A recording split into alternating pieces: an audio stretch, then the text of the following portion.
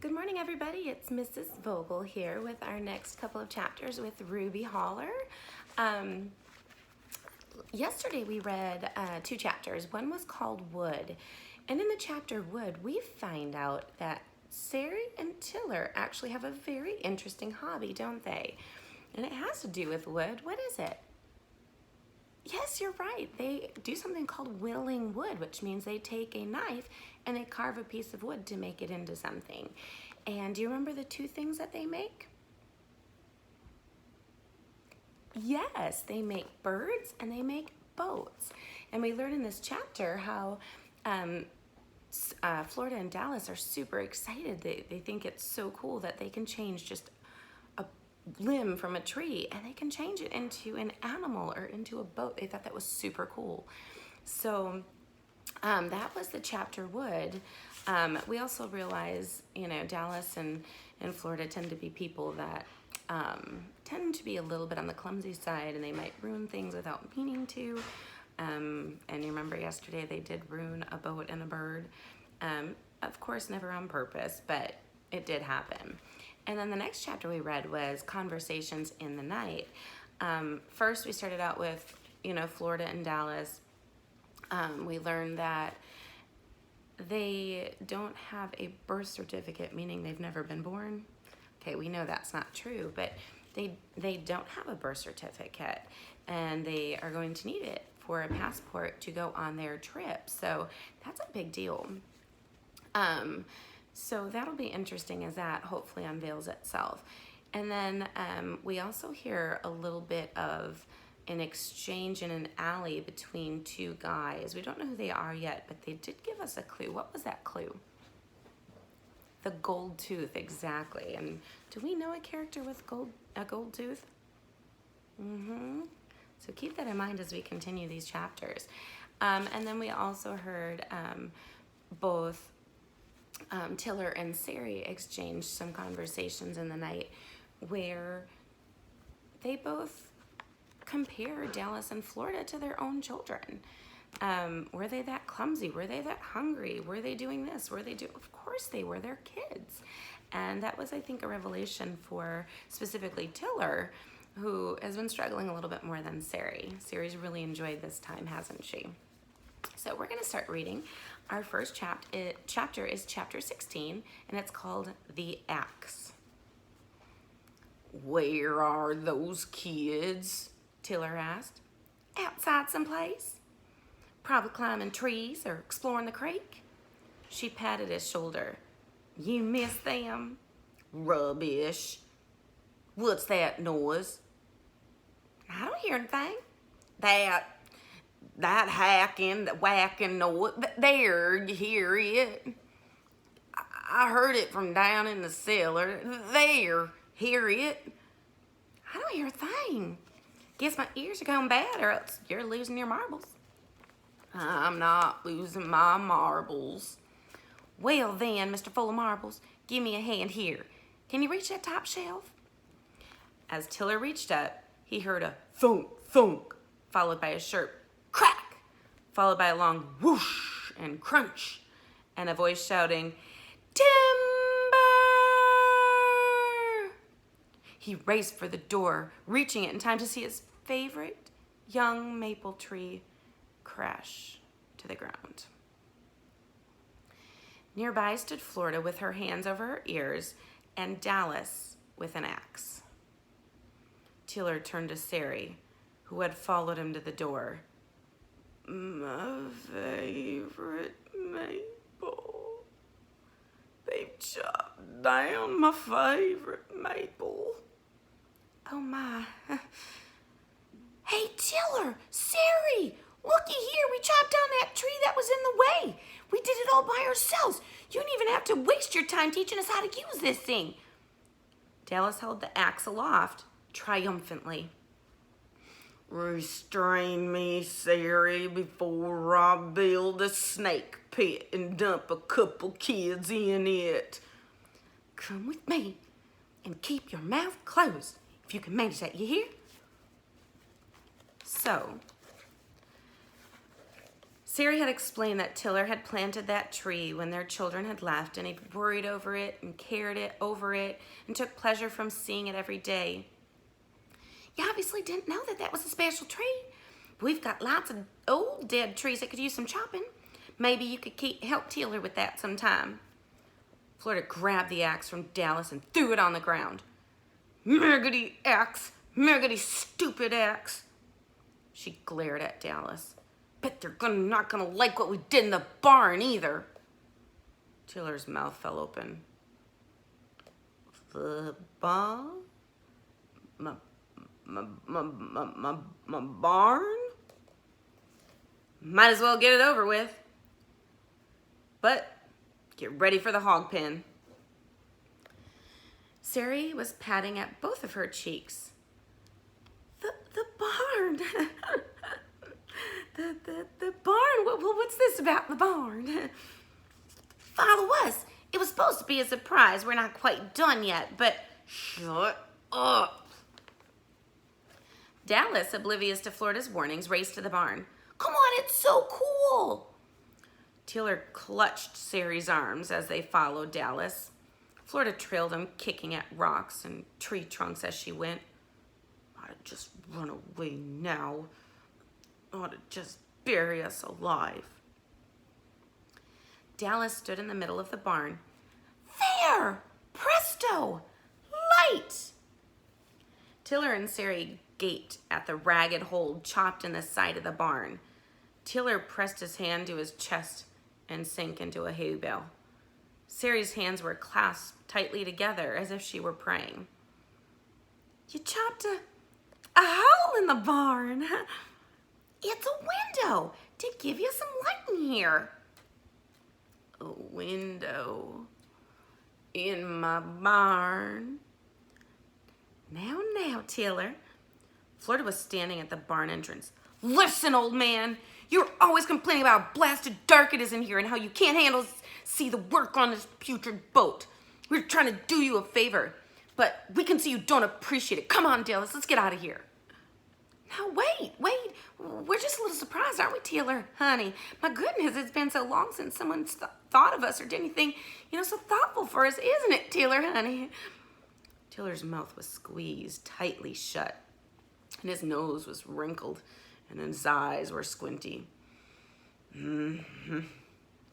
The only response that managed to escape his lips. Yes, indeedy. Now that I'm standing here, I can see what a brilliant thing this window will be when it's all finished. How about that, Tiller? All these years we've lived here, and we've never even had brains to put a window in this here barn. Isn't that something? Mm-hmm. Chapter 17, The Rocker. When Tiller entered the cabin, he saw Florida standing at the door to his and Sari's bedroom. What's that? Florida asked, pointing to the corner of the bedroom. Tiller peered into the corner, but couldn't see anything unusual. He scanned the room. You didn't chop me another window, did you? No. Is there a blasted bug in there or something? No. I mean that chair thing. The rocker? That's a rocker? Tiller was dumbfounded. Florida, do you mean to tell me you've never seen a rocker? Well, criminy, I might have seen a picture of one, but I've never seen a real one. Now that's something. That's a real shame. Here, come sit in it. No, I'll just break it. You won't break it. Here, look, I can sit in it and that doesn't break. He set himself into the chair. This rocker has seen a lot of use. Sari and I rocked each of our babies in this chair.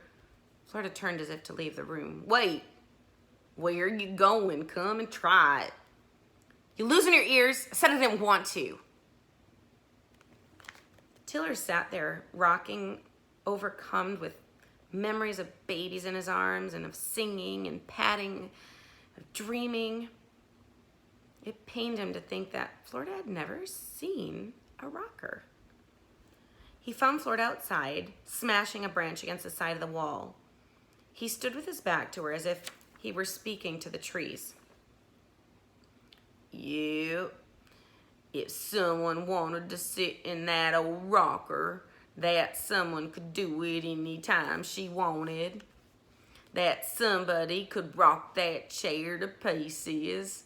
Even if that rocker fell apart, heck, we just put it back together. He patted the nearest tree and sauntered off down a trail.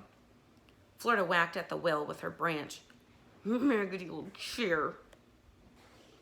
The next morning, when Sari and Dallas were outside trying out their compass, Tiller heard a soft creak, creak coming from his and Sari's bedroom. He stood to one side of the doorway looking in. Florida was sitting in the rocker, gently rocking, and on her lap were two of the wooden bird carvings from the mantel. Florida was stroking the birds, whispering, "There, it's okay." Tiller stepped away and slipped out onto the porch and stared out through the trees to the creek, and then he looked up on the hill toward the barn. He sat on that porch swing thinking about himself as a child, a skinny, clumsy boy running through the hills and climbing trees. He remembered his own children, climbing those trees and racing to the barn and all piled together on the porch swing. He thought about himself in the rocking chair with his children. And he thought about his mother, sitting in that same chair, even when he was as old as 10 or 12. Sometimes his mother would pull Tiller onto her lap and rock him, saying, "You're never too old to be rocked." Tiller wondered what it would be like not to have trees and creeks and barns, and what it would be like to have never been rocked. We're going to read one more chapter today, chapter 18, called The Trepids. Now remember, the Trepids are who? Right, they own the Boxton Creek homes. In the Boxton Creek home, Mrs. Trepid sat on the edge of her bed as Mr. Trepid scooted around the room looking for his socks. "Listen, hear that?" Mr. Trepid sounded alert. "What?" "Silence. Blissful, peaceful silence." Mr. Trepid relaxed. "Ah," he said. "Without those treble twins, things sure are a lot easier around here." He glanced at his wife to see if she agreed with him. "Yes, a lot less trouble. Less shouting," she thought. "Less yelling, less scolding." They brought out the worst in her, made her feel so inadequate. But still, she felt uneasy now, as she always did when the twins went off to a new home. Sooner or later, they'd be back, and Florida would be more surly, and Dallas would be more spacey and clumsy, and all the rules would be broken, and any calm that might have been restored in their absence would be shattered. Without the twins, there were 11 children in the residence at the Boxton Creek home. On this summer Tuesday morning, 10 of them were off at church camp. Remaining was a 6-month-old baby who was now brought to the Trepids' room by their assistant, Morgan, a frail elderly woman. Morgan tapped at the Trepids' door.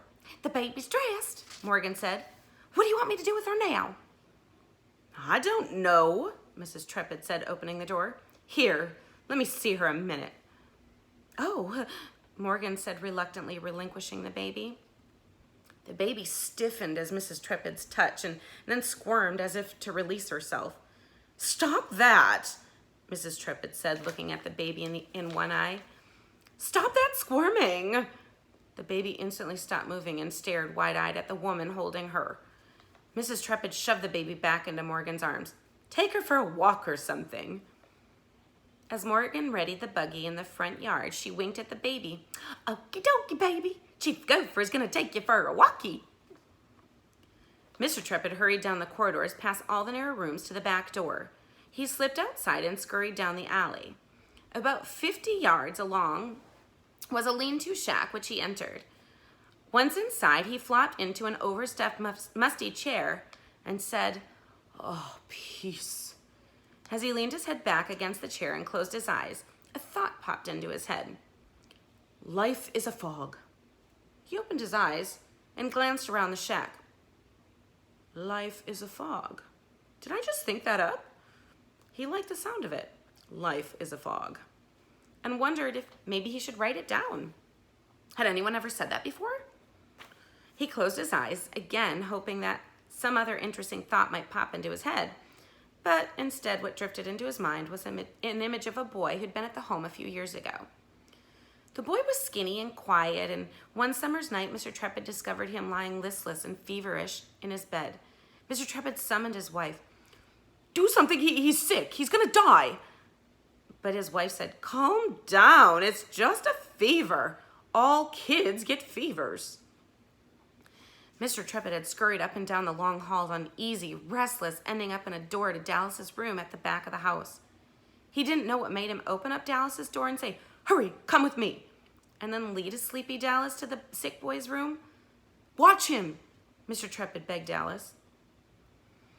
Dallas sat beside the boy's bed and touched his forehead. He's very hot, burning up to bits. I know. Should we call the doctor? Mrs. Trepid returned to the room. It's just a fever. We can't call the doctor every time there's a fever in this place. What's the matter with you all of a sudden? As Mr. and Mrs. Trepid stood there watching Dallas place a cool cloth on the boy's forehead, the boy opened his eyes and said, Who am I? Who am I? You're Joey, Dallas had said. Joey stared hard at Dallas and then closed his eyes and stopped breathing. He's dead! Make him alive! Mr. Trepid rushed to Joey and breathed into his mouth and pounded on his chest while Mrs. Trepid phoned the doctor. Help me, he urged to Dallas.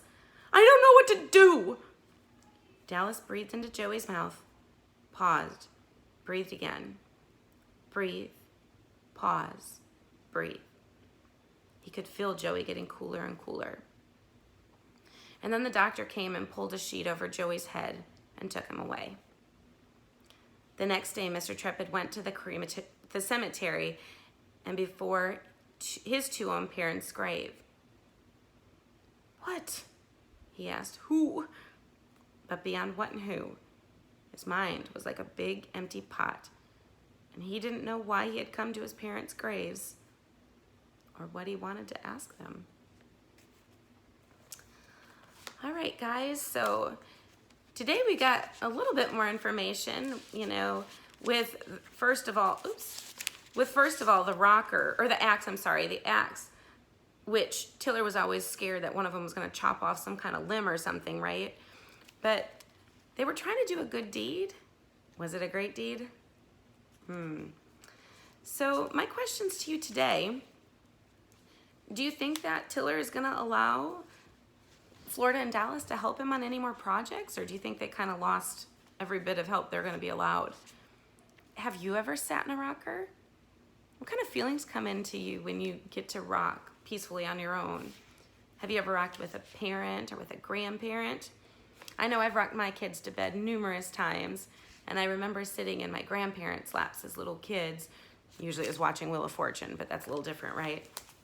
And then with the Trepids, this experience that they had with this young boy, Joey, how do you think that's changed how they might be running their orphanage or treating the children? And more importantly, how do you think this has affected Dallas?